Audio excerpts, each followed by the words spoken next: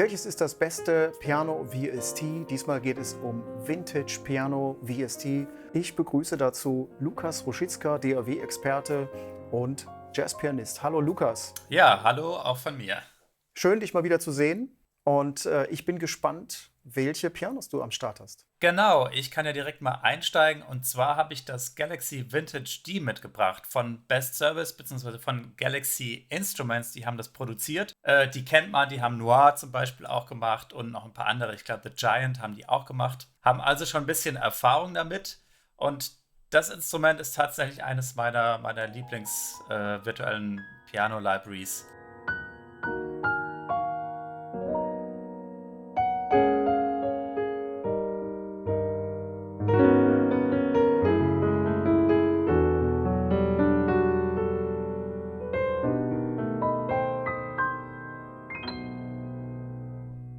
Also wie du immer spielst, Lukas, das ist wunderschön, dir zuzuhören. Muss ich immer wieder sagen, vor allem mit diesem Sound. Ich würde jetzt gar nicht sagen, dass der so unbedingt Vintage ist, aber so ein bisschen hört man das immer raus. Ne? Und was mir auffällt, ist, dass er sehr viel Ausdrucksmöglichkeiten dir bietet. Also der ist sehr, sehr frei zu spielen irgendwie. Also in alle möglichen Richtungen. Ja, genau. Ich finde, der Grundsound, der ist erstmal so hochwertig und für mich ist das Instrument total flexibel. Man kann damit gefühlt alles machen. Man kann den in eine Pop-Richtung verdrehen. Man kann den auch eher so in ein bisschen was Weicheres, Jazzigeres einstellen. Und das kann man hier auch ganz schön zeigen. Hier haben wir den Color-Regler, den ich immer sehr gerne, ist eigentlich das Erste, was ich bei einem virtuellen Klavier mache, ist damit ein Mhm. bisschen rumspielen. Ja.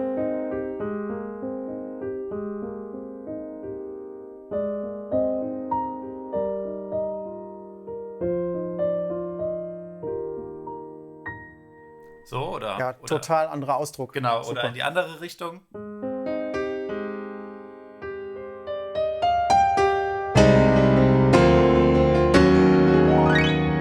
So, auch das Alles klar. kann man halt damit machen. Also, der ist einfach total flexibel und da gibt es auch ein paar Presets, da kann man das ganz schön sehen. Brilliant Pop, das geht wahrscheinlich schon ein bisschen in die Richtung, was ich gerade gemacht habe.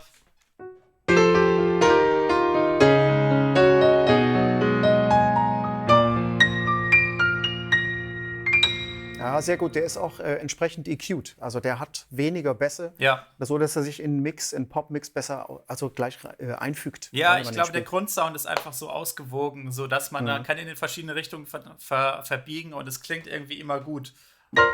Und auch der Raum passt sehr gut, finde ich. Absolut. Ja.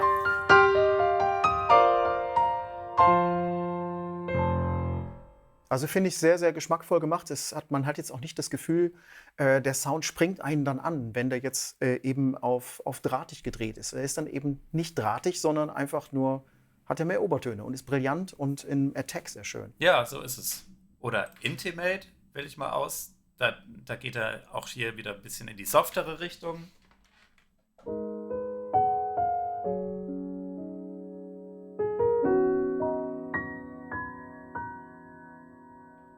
Oder Jazz in the Club.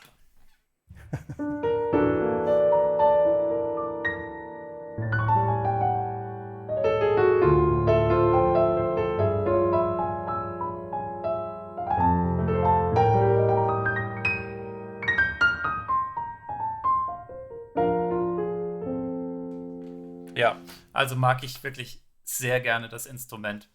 Mhm. Vermittelt das super. Also man ist wirklich in dieser Szene. Ne? Also wenn du Jazzclub sagst, dann klingt es auch tatsächlich so. Also man fühlt sich in diese Szene hineinversetzt. Das finde ich schon wirklich toll. Dieser Effekt ist super. Genau, wir haben dann auch immer verschiedene Hallräume und das ist eben der dazu passende Jazz-Club-Hall, der dann Mhm. natürlich auch Okay.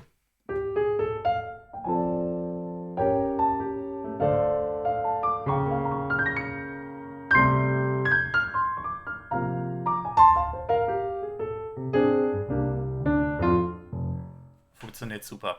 Ja, klasse. Ja, eines meiner wirklich liebsten virtuellen Klaviere, obwohl, wie man vielleicht hier am Interface sieht, es ist jetzt nicht das allerneueste, das hat schon ein paar Jahre auf dem Buckel, stört mich persönlich überhaupt nicht, weil es Finde ist ich auch. einfach gut aufgenommen und die Dynamik, das kann man vielleicht nochmal zeigen, die ist wirklich toll aufgelöst und deswegen macht mir das persönlich auch so Spaß, das zu spielen.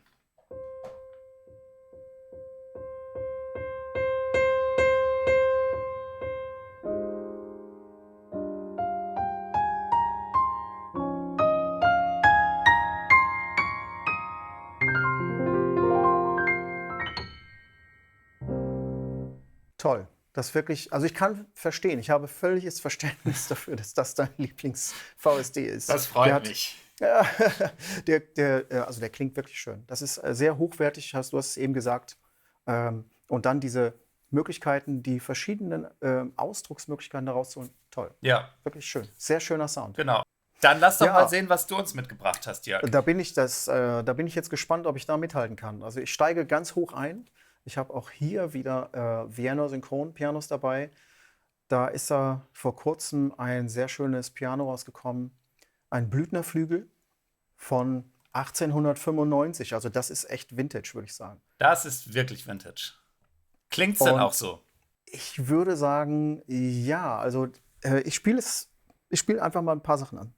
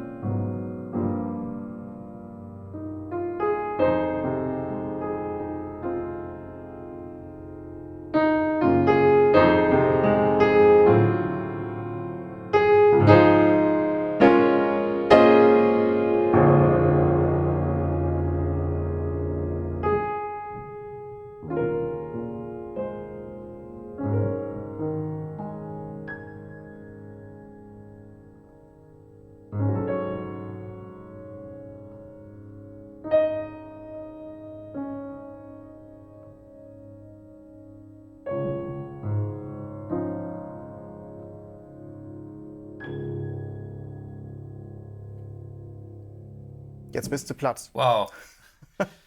Ja, da merkt man eben auch an, wie inspirierend der Sound für dich ist. Also das hat man beim Ja, Spiel gemerkt.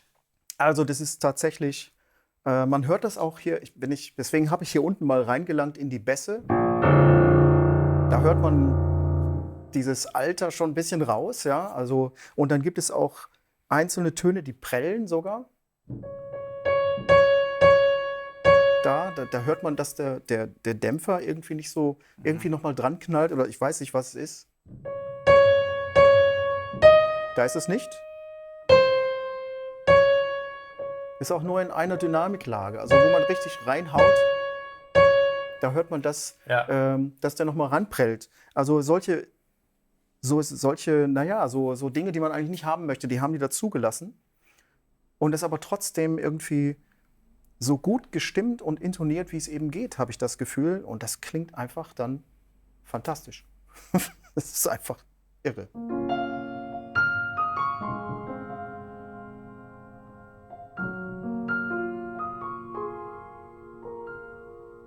Und auch die Dynamik ist echt Wahnsinn.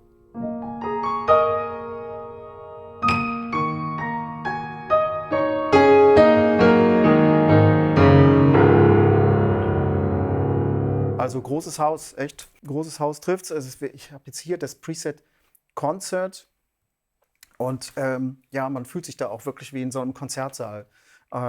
Es gibt auch hier eine Intimate-Einstellung, da ist das alles noch ein bisschen kleiner.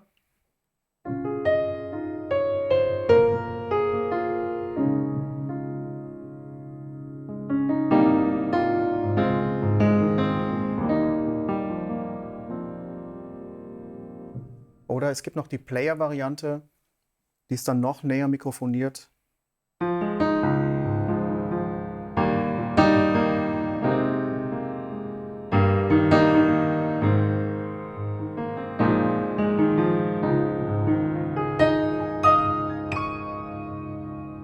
ja. Das ist dann wirklich die Variante für das Zuhause üben.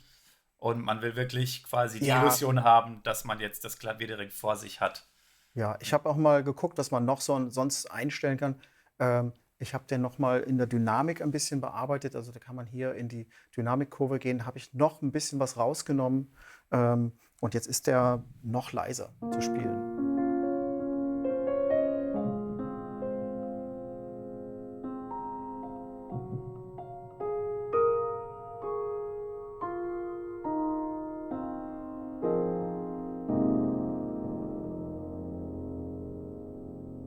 Dann gibt es noch Möglichkeiten, den Klang auch zu beeinflussen. Man kann das Pedal Noise einstellen, man kann die Sympathetik-Resonanzen einstellen und so. Also alles das gibt es hier auch. Dann hat man wieder diese Mix-Funktionen, wo man die verschiedenen Mikrofonierungen mischen kann. Man kann hören, dass es wirklich großartig klingt. Welches Piano hast du noch an Start? Ja, ich habe als nächstes das Piano in Blue von Sine Samples oder Cine Samples, wie auch immer. Ah ja, das gibt es aber auch schon länger, oder? Das gibt es auch schon ein bisschen länger. Es gehört auch auf jeden Fall zu den Klassikern. Und ich muss sagen, ich habe ein wenig gespaltenes Verhältnis dazu. Aber ich spiele es erstmal an. Wie immer. Okay.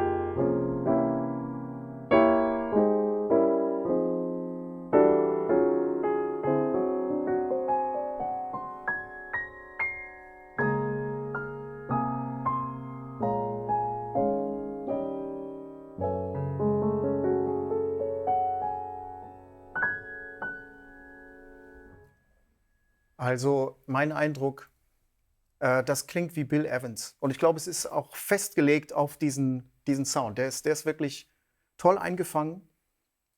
Aber ich habe das Gefühl, da gibt es keine Möglichkeiten, wie wir es beim Vintage D gesehen haben, dass man den noch in eine andere Richtung bekommen kann oder auch andere Artikulationen rausspielt. Da stimme ich dir hundertprozentig zu, genau. Es ist ein spezieller Sound, es ist eine Klangfarbe und in der muss man aber auch bleiben. Mhm. Und die klingt aber gut, ne? Also Aber es die klingt stimmt. schön. Also es,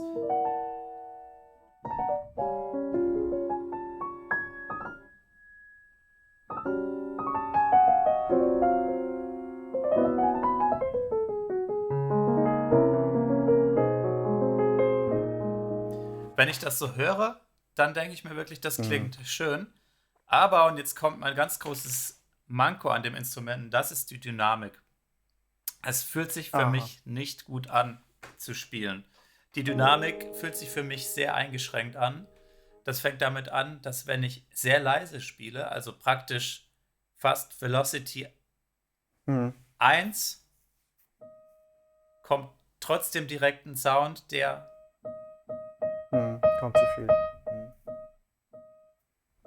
also für mein Gefühl viel zu wenig Ja. Dynamik.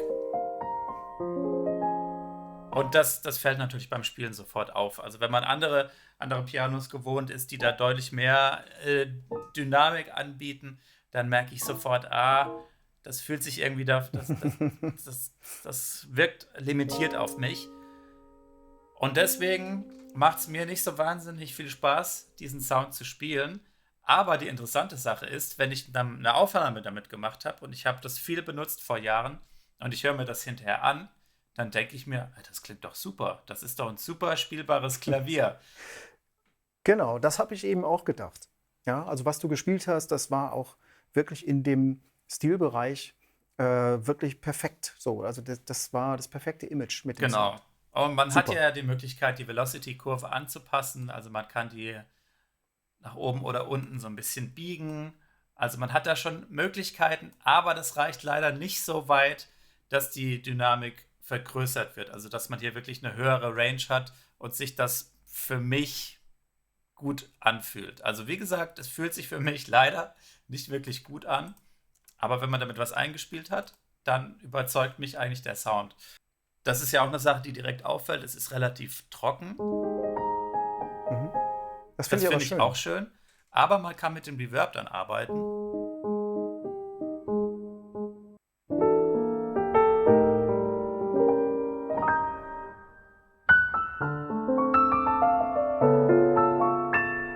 Kannst mal noch mehr übertreiben.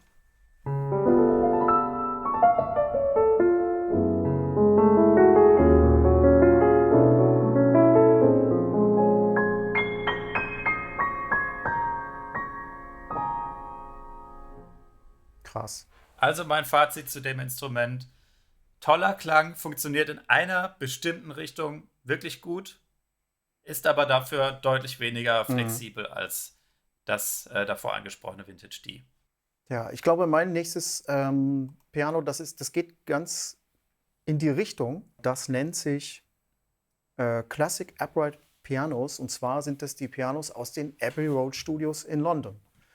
Und das ist übrigens auch von Sine Samples gemacht. Und wie du jetzt am Bildschirm erkennen kannst, das Plugin hat auch so schön Vintage-Barock. So eine alte Mischkonsole. Wie heißen die? Chandler? Keine Ahnung. Ist altes Zeug, immer noch sehr beliebt für den Sound. Und ja, dieses Piano, da gibt es 2 Pianos aus den Abbey Road Studios.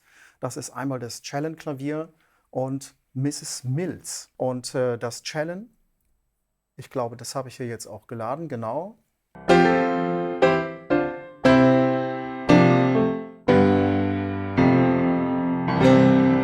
Ja, eigentlich der prädestinierte Sound für diese Songs.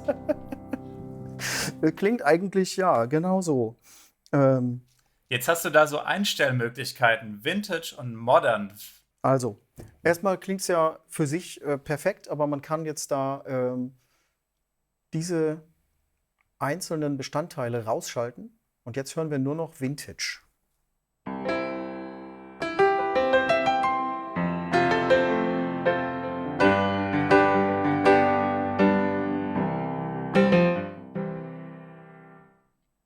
Und das wird die Mikrofone betreffen.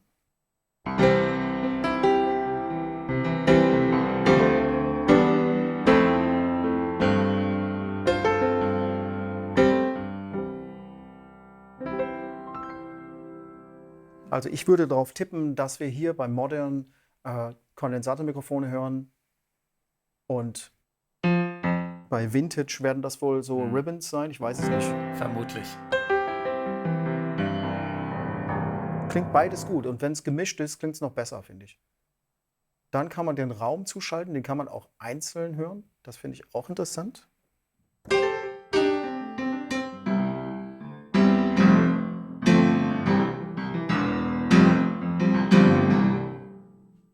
Ja, immerhin ist das der Aufnahmeraum aus den berühmten Abbey Road Studios. Das finde ich ja auch schon krass.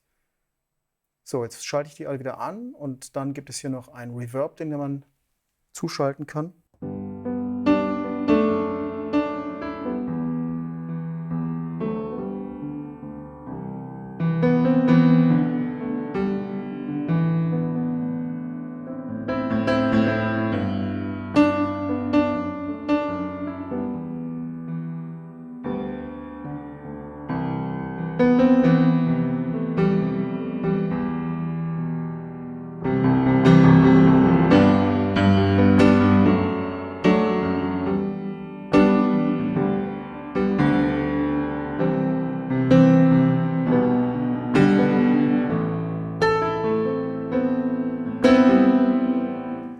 Sehr schöner Sound. Also auch die Räumlichkeit ist schon toll Toller eingefangen. Charaktersound auf jeden Fall. Wie sieht es denn Ja. da aus mit der Dynamik? Also die Dynamik würde ich auch hier so einschätzen. Man kann das damit tun und dann wird es ein bisschen eng. Also sehr viel Spielraum hat man da nicht. Also da tut sich nicht sehr viel an der Klangqualität, also an Obertönen. Das ist einfach nur laut und leise. Ne? Also das sind schon Dynamik-Layer da drin. Ja, das kann man hören, aber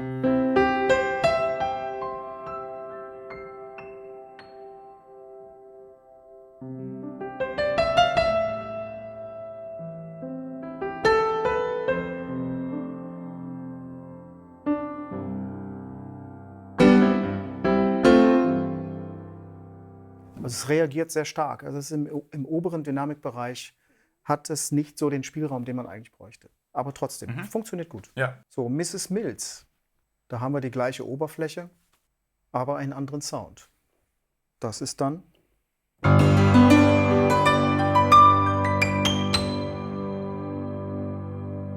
Gut, kann man auch machen.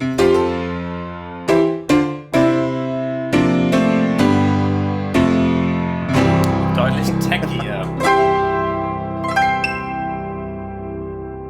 Ja, toll.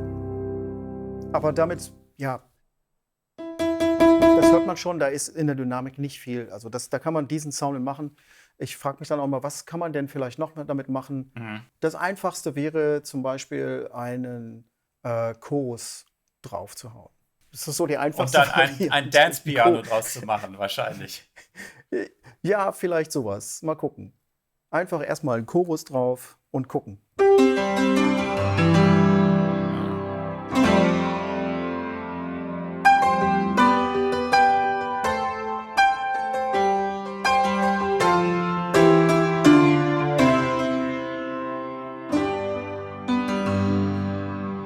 Okay, Also das funktioniert auf jeden Fall sehr gut. ist schon mal schön. Aber vielleicht nehmen wir einfach noch ein Delay vielleicht. Delay ist ja auch immer klasse, um irgendwas in eine andere Richtung zu drehen.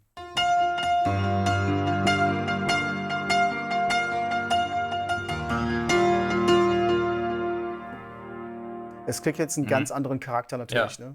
Aber machen wir mal Space hier rein und noch ein bisschen Feedback. So alles ein bisschen viel mehr. Und dann könnte es ja was werden.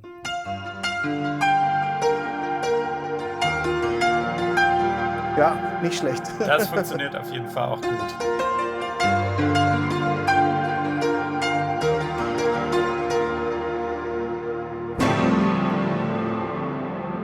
Ja, das kann was. Ja, das ist auch, finde ich, eine schöne Möglichkeit, wenn man sieht, der Sound ist zwar ein guter Sound, aber der gibt jetzt ansonsten vielleicht nicht so wahnsinnig viel her, dann einfach mal zu experimentieren. Was kann man denn damit machen? Wie kann man dann zum Beispiel mit Effekten den vielleicht nochmal in eine andere Richtung drehen, dass er vielleicht dann doch Genau.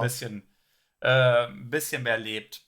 Ja, auf jeden Fall. Also ich finde, es ist schon irgendwie ein schöner, poppiger Sound irgendwie.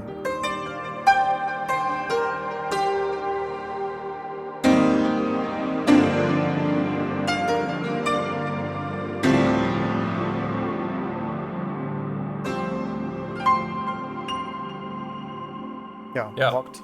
Gefällt mir auch gut.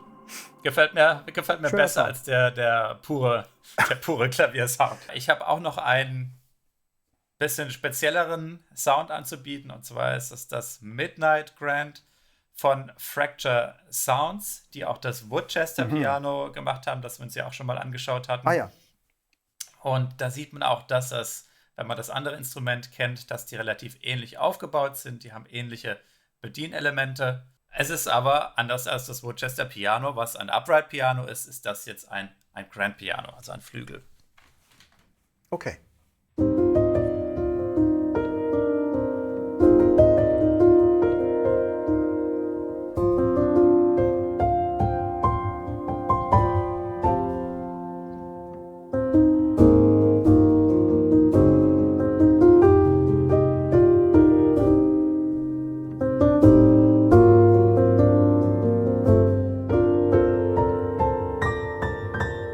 Also man hört, es ist auf jeden Fall auch ein Charaktersound.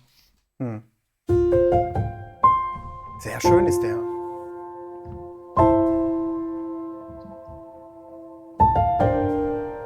Und man hört auch, da tut sich was. Also da ist auch eine Fläche noch dabei.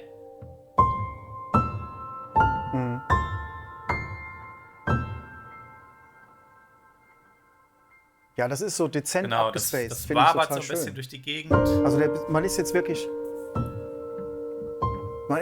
in dem ganz weichen Klangspektrum, ne?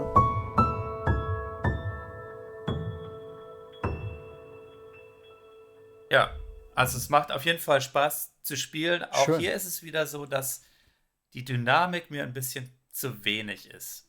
Oder anders gesagt, dieser Attack.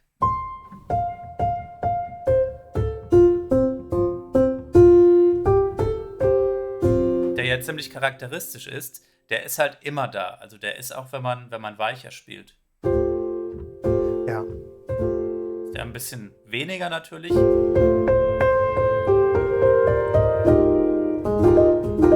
Aber natürlich ist das immer präsent. Also da sieht man dann auch Schön. wieder, den muss man eben wollen oder auch nicht wollen.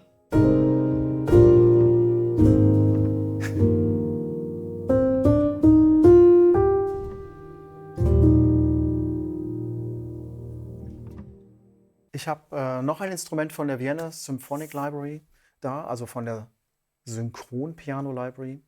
Und zwar ist das auch eines der Vintage-Pianos, die sie rausgebracht haben vor kurzem. German 1904 Upright.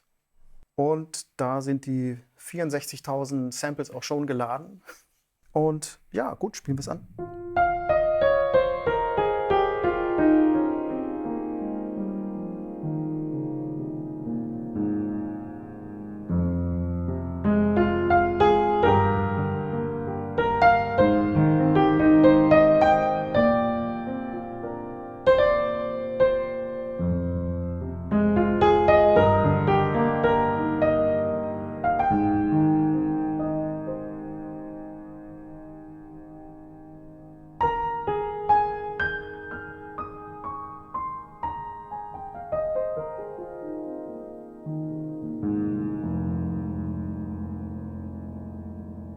Also ich finde auch hier, das ist ein Bechstein-Upright, dass man da wirklich sehr, sehr klar gesampelt hat auch. Es geht nicht darum, zu zeigen, dass es alt und schräg klingt, sondern auch hier hat man das Optimum rausgeholt, um irgendwo die Seele einzufangen. Ja, es ist einfach ein sehr neutraler Sound. Der ist jetzt nicht so Ja, in irgendeine Richtung total charakteristisch, klingt aber auch nicht wie ein Flügel, sondern so ein bisschen dazwischen. also wirklich schon noch eine gute Qualität irgendwie. Und ja, ich bin auch davon sehr angetan. Also auch hier gibt es, jetzt hören wir wieder diesen Konzert-Sound geholt und ein Upright würde ich mir eher so wünschen, wie das hier in der Player-Variante ist.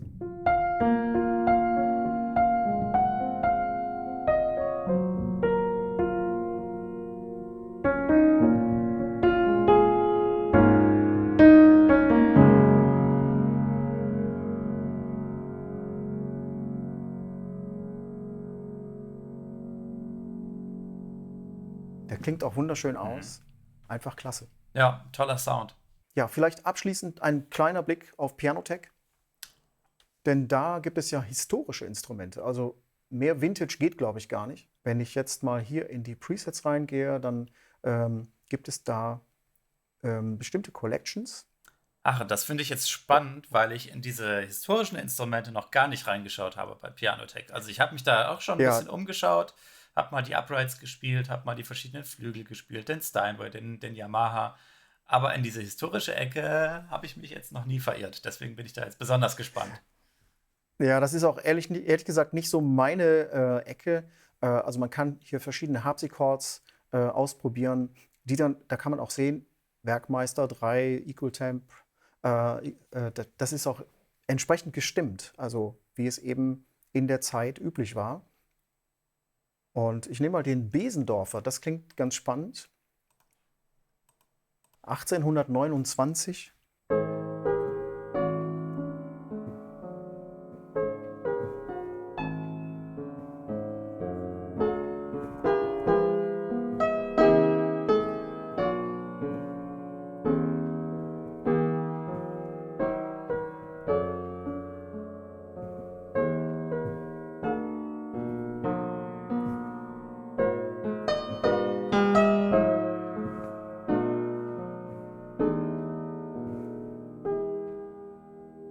Ja, um mal was von Brahms zu hören, klingt schon auch spannend. Ja, das funktioniert auf jeden Fall gut Und mit dem Sound.